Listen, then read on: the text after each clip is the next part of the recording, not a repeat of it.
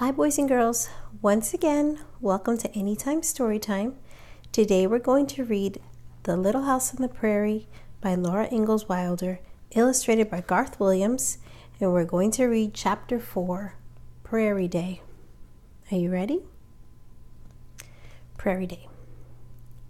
Soft whickerings were close to Laura's ear, and grain rattled into the feed box. Pa was giving Pet and Patty their breakfast. "Back, Pet, don't be greedy," he said. "You know it's Patty's turn." Pet stamped her foot and nickered. "Now, Patty, keep to your own end of the box," said Pa. "This is for Pet." Then a little squeal from Patty. "Ha! Got nipped, didn't you?" Pa said. "And serve you right. I told you to eat your own corn." Mary and Laura looked at each other and laughed. They could smell bacon and coffee and hear pancakes sizzling, and they scrambled out of bed. Mary could dress herself, all but the middle button. Laura buttoned that one for her. Then Mary buttoned Laura's, all the way up the back. They washed their hands and faces in the tin washpan and on the wagon step. Ma combed every snarl out of their hair, while Pa brought fresh water from the creek. Then they sat on the clean grass and ate pancakes and bacon and molasses from the tin plates in their laps. All around them, shadows were moving over the waving grasses, while the sun rose.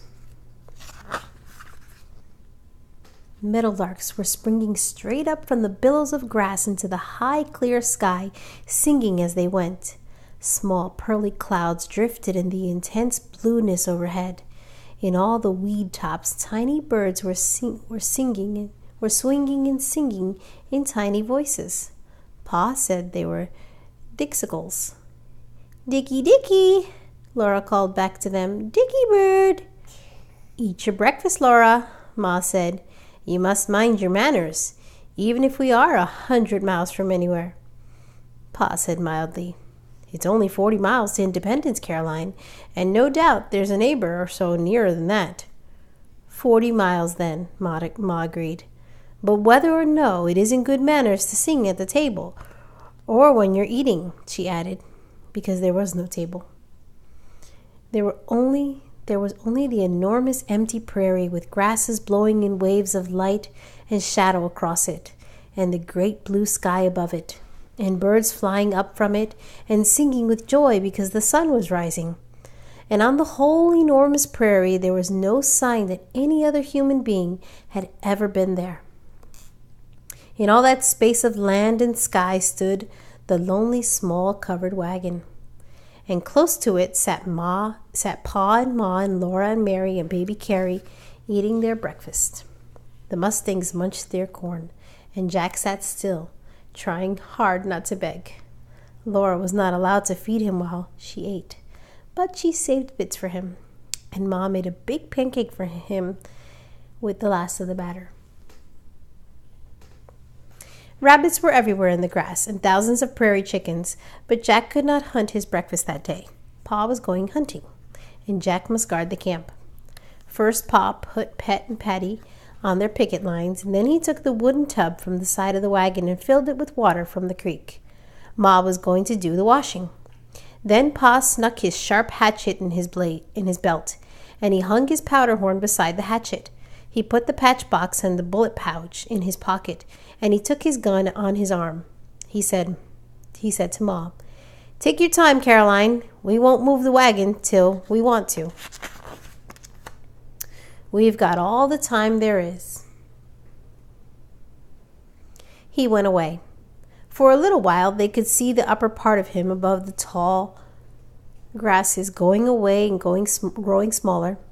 Then he went out of sight and the prairie was empty. Mary and Laura washed the dishes while Ma made the beds in the wagon. They put the clean dishes neatly in their box. They picked up every scattered twig and put it in the fire. They stacked the wood against the wagon wheel. Then everything about the camp was tidy. Ma brought the wooden pannikin of soft soap from the wagon. She kilted up her skirts and rolled up her sleeves, and she knelt by the tub on the grass. She washed sheets and pillowcases and white underthings. She washed dresses and shirts. Then she rinsed them in the clear water and spread them on the clean grass to dry in the sun. Mary and Laura were exploring. They must not go far from the wagon, but it was fun to run through the tall grass in the sunshine and wind. Huge rabbits bounded away before them. Birds fluttered up and settled again. The tiny dicky birds were everywhere, and their tiny nests were in the tall weeds. And everywhere were little brown striped gophers. These little creatures looked soft as velvet. They had bright round eyes and crinkling noses and wee paws. They popped out of the holes in the ground and stood up to look at Mary and Laura. Their hind legs folded under their haunches, their little paws folded tight to their chests, and they looked exactly like bits of dead wood sticking out of the ground, only their bright eyes glittered. Mary and Laura wanted to catch one and take it to Ma. Again and again they almost had one.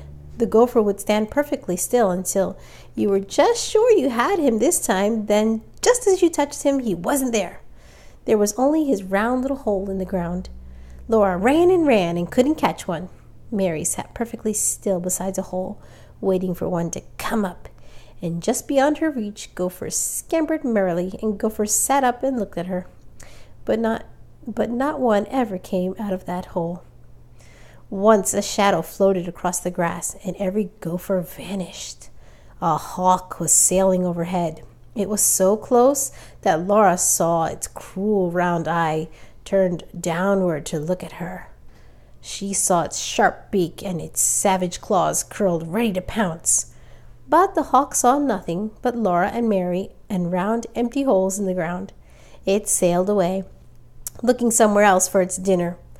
Then all the little gophers came up again. It was nearly noon then. The sun was almost overhead. So Laura and Mary picked flowers from the weeds, and they took the flowers to Ma instead of a gopher. Ma was folding the dry clothes. The little panties and petticoats were whiter than snow, warm from the sun and smelling like grass.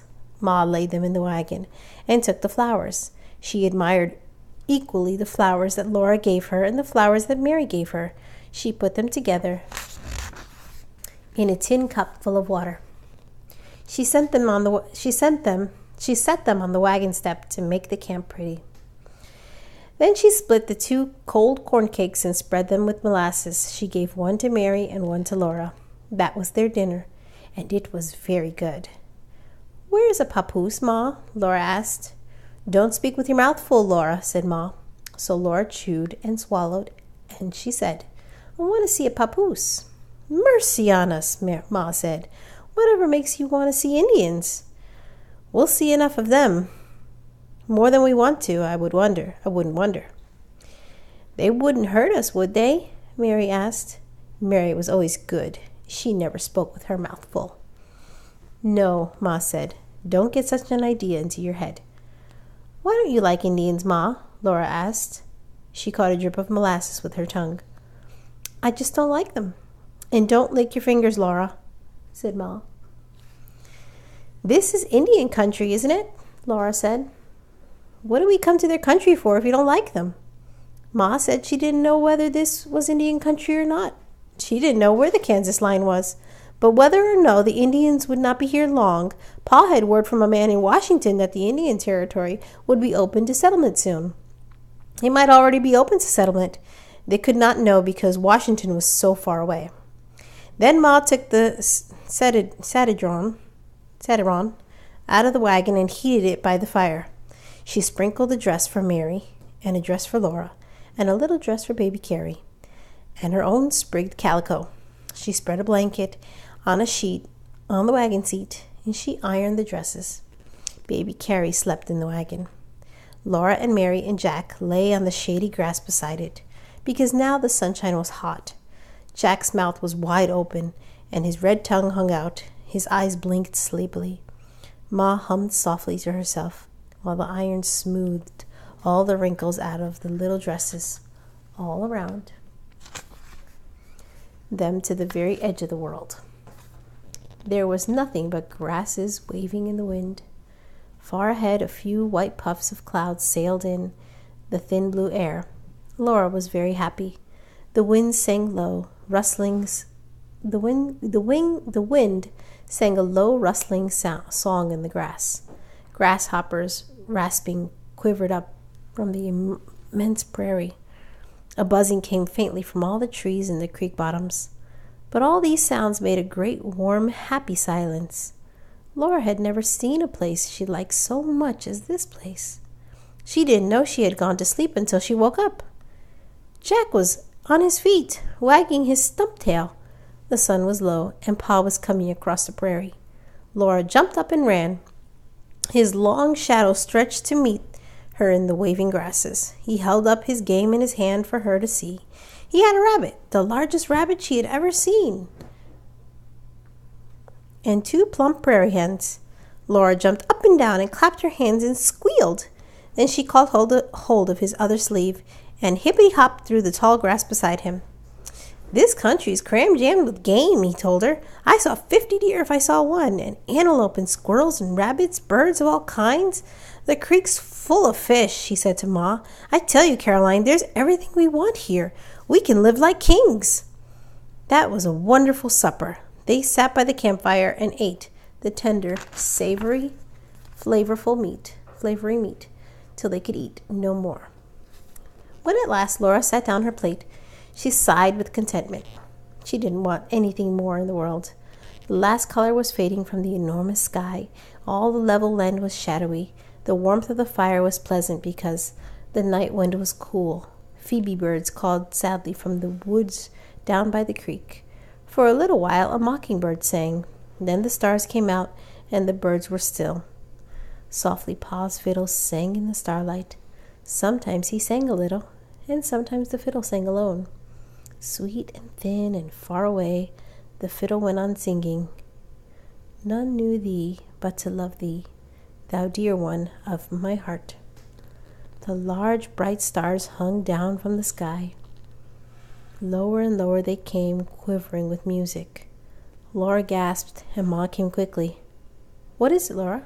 she asked. Laura whispered, "The stars are singing." "You've been asleep," Ma said. "It's only the fiddle. It's time for little girls. It's time little girls were in bed."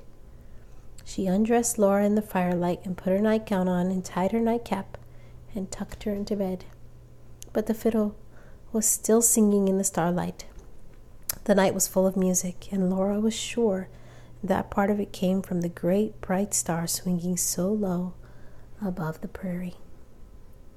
And that's the end of chapter 4. Thanks for listening.